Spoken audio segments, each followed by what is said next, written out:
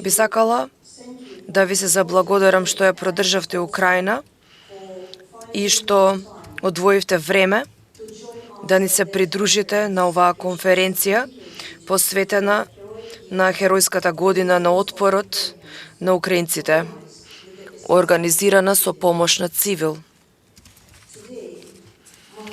Денеска се навршува една година откако Украина почна да се спротивставува на бруталната руска агресија, која што го промени светскиот поредок.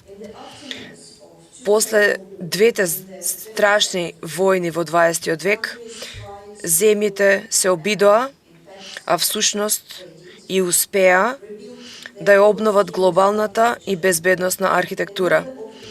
Беа создадени голем број меѓународни организации од универзален карактер, беа подпишани стотици документи за регулирање на безбедноста, мирот и човековите права. Во 4 часот, утрината на 24 февруари 2020 година, светот се промени не само за украинците, светскиот поредок севкупно е променет. За украинците, светскиот поредок се промени на најбрутален начин. Со руски ракети и ирански беспилотни летала, воени злосторства и злосторства против човештвото, кои што ги вршеа и се уште ги вршат руските окупатори. Безбедносната архитектура во Европа почна значително да се менува од февруари 2014 година, кога Руската Федерација привремено ја окупираше автономната република Крим и некои области на регионите Донецк и Луганск во Украина. Меѓународната реакција, вклучително и реакцијата на меѓународните организации, на незаконската и бесправна политика на Русија требаше да биде порашителна. Од почетокот на целосната инвазија, желба на Кремљин да го уништи украинскиот народ и украинската државност се интензивизираше, затоа што не беше спроведен планот за брза окупација на Киев од 3 до 7 дена. Единствената причина за оваа непровоцирана агресија беа неоимпериалните амбиции на руската држава и нејзиното највисоко раководство. Претседателот на Русија направи фатална грешка. Во реалноста Русија не само што ја запре инвазијата, туку и успеа да ослободи речиси половина од своите новоокупирани територии преку успешни контраофанзиви. Компонентата што Руската Федерација како терористичка држава не ја зеде предвид е украинскиот отпор, кој што има повеќе генерацијска историја. Револуцијата на достоинство се издраматизира и стана една од одлучувачките точки на нашите историски размери. Мајдан во Киев во ноември 2013 година собра илјадници луѓе како одговор на одлуката на тогашната влада на Јануковиќ да го прекине процесот на подготовка за склучување на договорот за асоциација помеѓу Украина и Европската Унија. Протестите се проширија низ Украина. На 20 февруари 2014 година снајперисти отворија оган врз луѓето од покривите на зградите околу Мајдан во Киев. Небесните стотици се убиените тој ден. Нивните фотографии, што не подсетуваат на потребата од одбор, може да се видат во центарот на Киев, на улица Институтска. Но Кремљин не го зеде предвид ниту односот на украинците кон европскиот избор, за кој што беше платена толку висока цена, ниту пак сеќавањето на генерации украинци кои поминаа низ сталинистичките репресии и холодомор геноциди. Отпорот може само да се зголеми. Храброста на украинските војници денеска е феномен.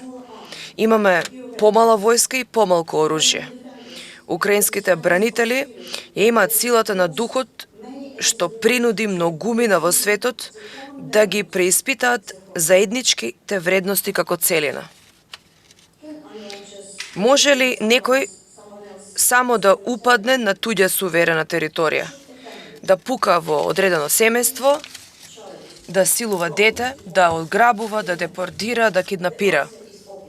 Одговорот е очигледен. Европа се обедини во спротивставувањето на војните злосторства на Руската Федерација и на злосторствата против човештвото извршени од русите на територијата на Украина. Украина добива значителна воена и финансиска помош од земјите на ЕУ и НАТО. Храброста на украинците сега мора да биде поддржано тенкови, оружје со долг дострел и борбени авиони.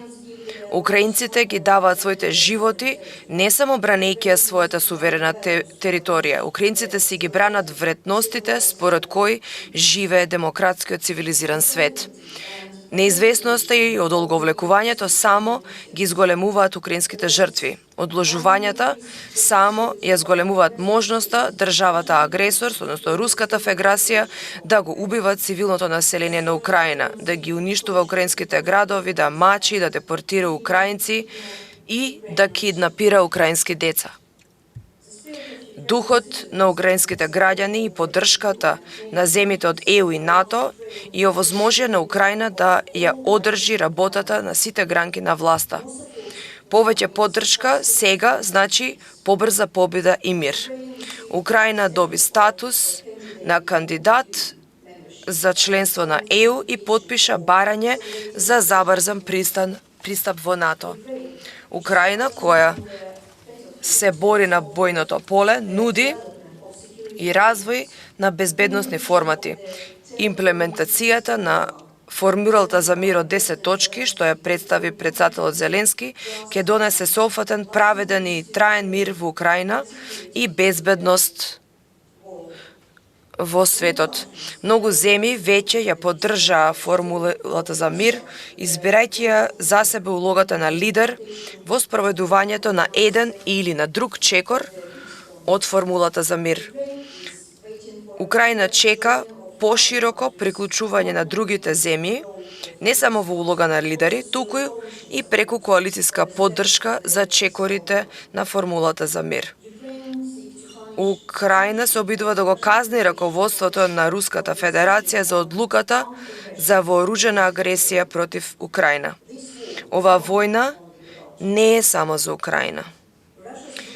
Бруталниот напад на Русија ја уништи глобалната безбедност. Секој руски воен злосторник мора да биде казнет.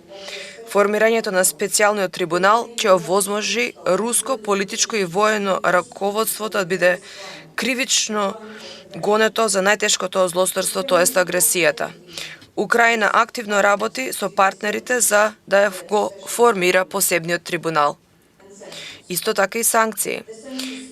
Режимот на санкции не треба само да се одржува, туку и да се зајакне. Потребно е зајакнување на санкциите за да се осигури дека Русија нема да може да произведува и да одржува високотехнолошки оружја, особено не ракети кои напаѓаат цивили и цивилна критична инфраструктура. Цениме секаков вид на помош, секој глас во Генералното собрание на Обединетите нации. Секоја рака која што ќе му се подаде на нашиот народ, како да ја победиме оваа брутална војна, само со обединување, само заедно. Благодарам за вашата поддршка и за вашето внимание и сега би сакала да ви прикажам кратко видео за обемот на војната која што Русија ја поведе против Украина. Ви благодарам.